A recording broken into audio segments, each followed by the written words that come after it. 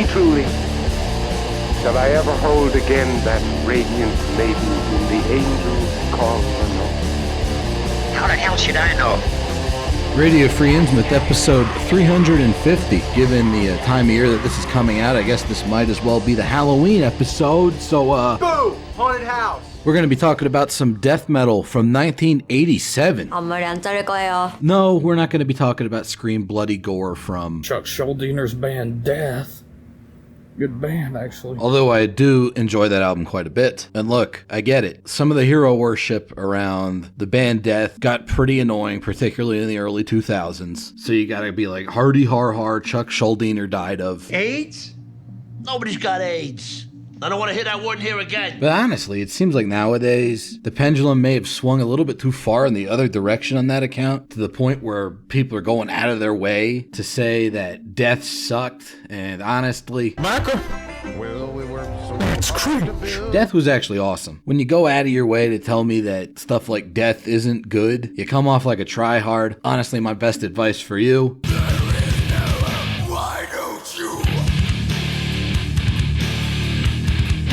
listen to a better band than Cannibal Corpse. But like I said earlier, we're not actually here to talk about Death's Scream Bloody Gore album. We're here to talk about two other early death metal albums that came out in 1987, the same year as Scream Bloody Gore. In fact, I believe both of them came out a little bit before Scream Bloody Gore. Interestingly enough, both of the albums we're going to be talking about today came out on New Renaissance Records, a pretty interesting and rather controversial label that I would call the wild rags of the 80s, if that makes any sense. They put out a lot of weird, obscure speed metal, like Phantom, Kubla Khan, In Destroy, At War, but they also put out a decent amount of early extreme metal stuff like Post Mortem, Blood Feast, and Wehrmacht. And it is to that latter group that both of these albums that we'll be discussing this week belong. First one we're going to talk about, Journey in the Mystery by the band Dream Death. From Pittsburgh, Pennsylvania. A lot of people tell you this isn't really death metal. It's more like very extreme thrash or a much harder edged variety of doom metal. To me, structurally, these songs have more in common with death metal than anything else. It's a little bit too quick to be classified as just straight up doom metal, and it's a little bit too chunky, brutal, and amorphous to just qualify as thrash metal. To my ears, maybe you disagree, whatever. It's good stuff, whatever you want to call it.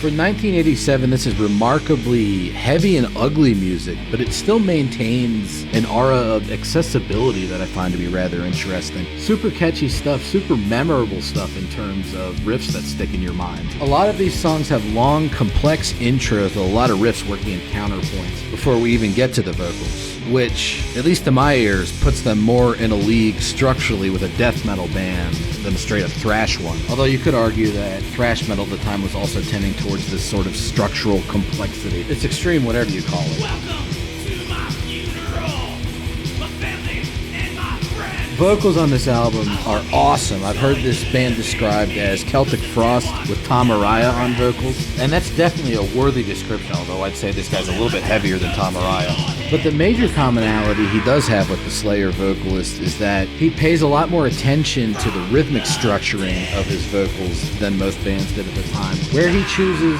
to speak and where he remains silent are given a greater degree of rhythmic significance than with a lot of other bands. It's very much a storytelling sort of approach, which makes sense because each of these songs is like a miniature horror story with a lot of different ups and downs. And it is during these ups and downs that I feel like they're at their most death metal-y. Like this whole section coming up right here, it's like a whole new miniature song onto itself, but it's still in communication with the earlier riffs from the song. This bit right here. He is very intentional with vocal placement, which means that despite its extremity, this music is very catchy and memorable. In fact, I feel like if this band hadn't been from Pennsylvania, or rather California, or Germany or something, and they had been on a larger label than New Renaissance, they probably would have been huge. I don't know, maybe people just weren't ready for this level of extremity at the time. Kind of sissy-ass pink panty wearing fucking pink nail polish painting fucking poser shit is this? In terms of this band being a showcase for storytelling, my personal favorite song on the album is the second track, The Elder Race. This one's a retelling of Robert E. Howard's Cull story, The Shadow Kingdom, and it has this great sort of loping narrative, almost epic oral poetry feel to it. Very much in line with something a band like Darkthrone might do with Quintessence. In fact, I got into this band because Fenris said they were good. Som klarte seg veldig fint på 70-tallet uten den dritten. This central rhythmic pulse you're hearing right now, the whole song is based on that, which really leans further into that sort of epic poetry feel. Very bardic or skaldic sounding stuff. Like a lot of their songs, this song has an extended instrumental intro that functions like an overture introducing themes. Then the vocals barge in, they start spinning their tale of horror and woe, following the pulse of the music in a very poetic sort of way, and advancing the narrative forward to the next instrumental section, which is where the band really starts to go crazy with introducing variations to the initial themes established in that overture, kind of like a Greek chorus responding to the vocalist's story. Speaking of which, I think he's coming back. But it's not your standard sort of verse-chorus construction. Instead, it's a whole new rhythmic template for the song, which is why, again, I think this has more in common with death metal. Then we loop back around into more of that loping, epic heavy metal sort of riff, before then abruptly branching off into some more tense-sounding stuff, which gives the drummer a chance to show off the really cool shit that he's capable of. Drumming on this album is excellent. Reminds me a lot of Fenris from Darkthrone, who again claimed this album as a major influence. And here we go, the vocalist right here kind of changing up his performance a little bit to be more intense for this, the narrative climax of the song's lyrics. And from there we move on to the instrumental climax of the song, which starts bringing in a lot more of that Sabbathy doom metal type stuff, but reinterpreted through a more modern for the time sort of proto-death metal lens. Like this riff right here, you definitely wouldn't hear it on a thrash metal album or a speed metal album, but it's being played with a little bit too much intensity and velocity for it to just count as regular old doom metal. I'd say it's death metal. You can call it doom thrash or whatever the fuck you want. Whatever it is, it's pretty strange sounding shit. I'm hearing a lot of strange stuff. And speaking of that, the next song on the album, Bitterness and Hatred, super fucking weird sounding. Almost the polar opposite of the Elder Race, which was very flowing. In this one, the guitars and drums serve more to kind of chop the song up rhythmically and just mangle everything, which again to my ears is a very death metal thing to do. They do pull back on that sort of spasticness to introduce the vocals, which have a almost sermon-like quality to their delivery. Then we get back into the more rhythmically complex meat of the song, which features a whole lot of twisted melody that resembles the kind of stuff Autopsy would be doing a couple years later, before then jumping back into some mid-paced Celtic Frost style black thrash shit for the reintroduction of the vocals, which here are beginning their gradual build-up to what I would consider to be the vocal highlight of the album in terms of their rhythmic usage.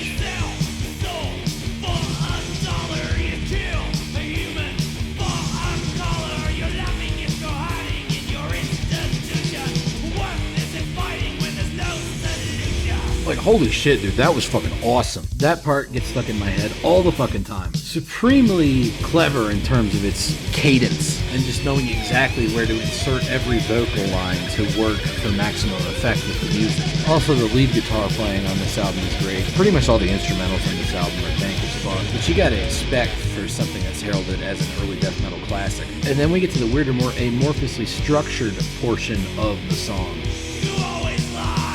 Stuff like this is why I consider this album to be more of a death metal album than a thrash metal one.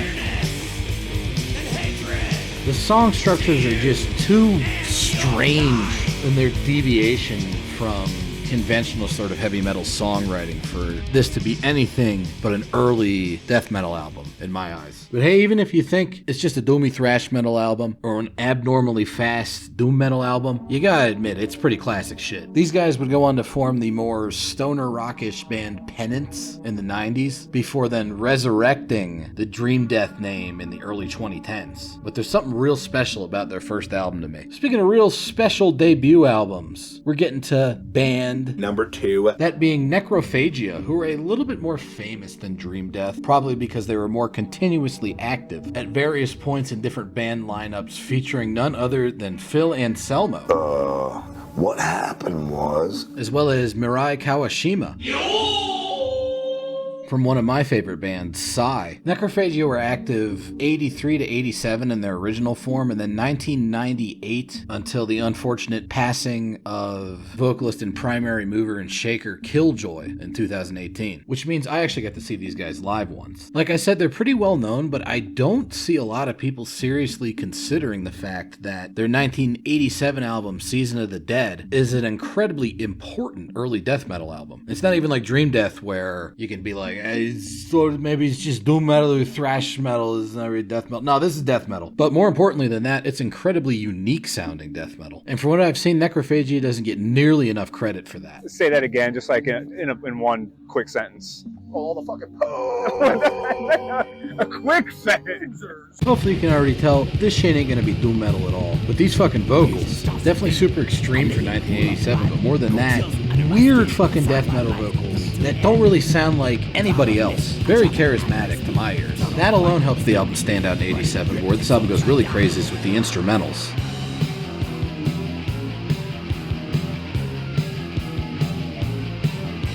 I mean, bro, what even the fuck is this shit? Bonkers ass riffs. Nobody told me Demilich put out an album in 87. 그리고 진짜 제가 해보고 싶은 게 Alright, maybe I'm exaggerating a little bit, but you gotta admit that was some weird stuff. I also really like the lead guitar playing on this album. Every solo has an interesting sort of structure to it with memorable little kind of mini melodies concatenated together. Again, very much like Dream Death in that it's a storytelling sort of band. There's a heavy emphasis placed on song narrative. And here we are back at some more prototypical death metal sounding stuff. Again, with Killjoy's weird sounding vocals. Songs in this album tend to be a little bit simpler, but a lot more extreme than what you might on hear something like Dream Death. And we're back into the fucking wacky shit again. A particular sort of wackiness, which honestly was picked up more on by later black metal musicians than death metal ones. And in fact, this is another album that I decided to give a more close listen to back in the day because Fenris said it was good. Look, big sunglasses, not emperor sunglasses, big. You can definitely hear a lot of Necrophagia influence in Darkthrone if you listen for it, particularly on the weirder moments of their more death metal oriented demos.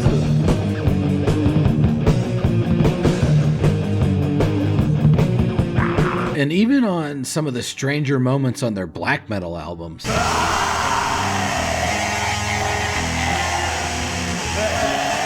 These weirdo early death metal guys from Ohio had a further reach than they're given credit for. Also, I really fucking love the production on this album. I know a lot of people, the way this album is produced is actually a turnoff for them, but I think it actually greatly works to the album's benefit. With the super clear separation between instruments, allowing the bass guitar in particular to do some pretty interesting shit that might otherwise have gotten swallowed up in a sea of distortion.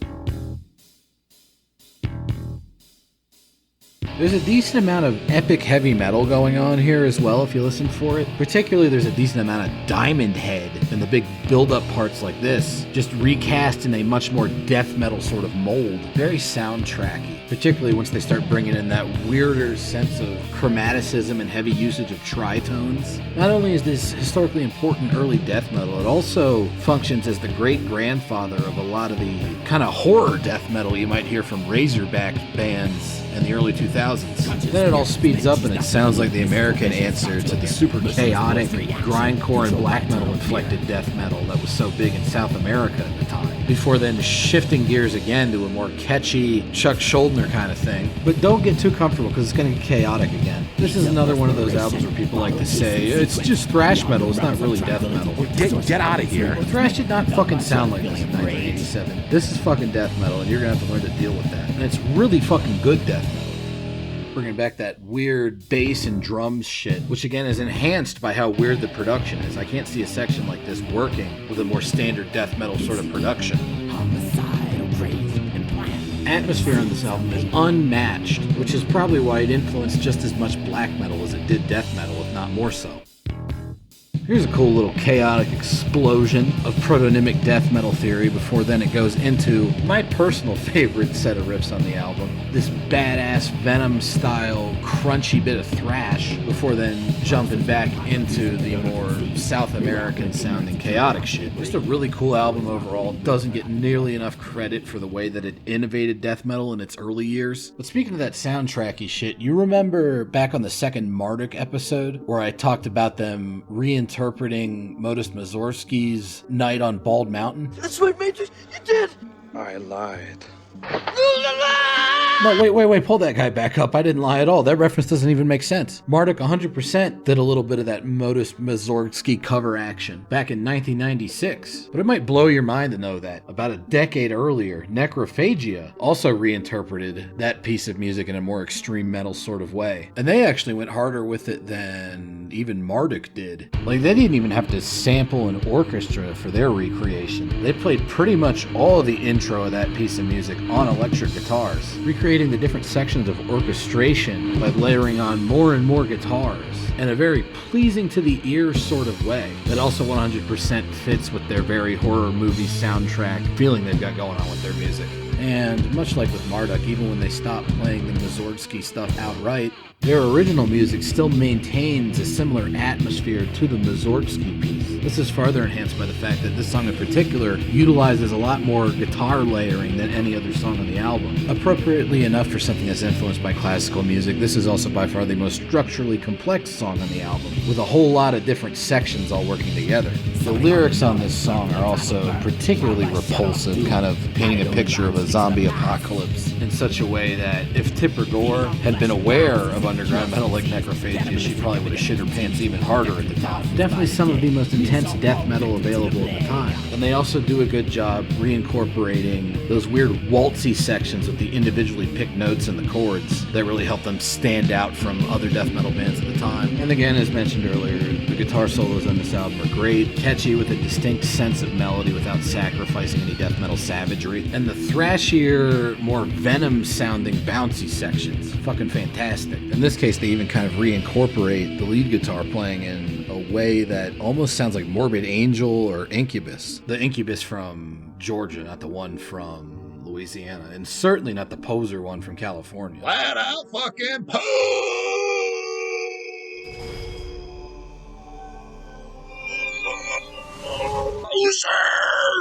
If you're into lame poser shit, you're probably not gonna like Dream Death or Necrophagia. But if you're into real death metal and you're looking for something kind of out of the ordinary that manages to capture that creepy Halloween spirit, I definitely think you should look into the debut albums from Dream Death and Necrophagia. Hopefully you agree with my assessment of the situation, but even if you didn't, thanks for listening or watching, whatever you did, and I'll see you around.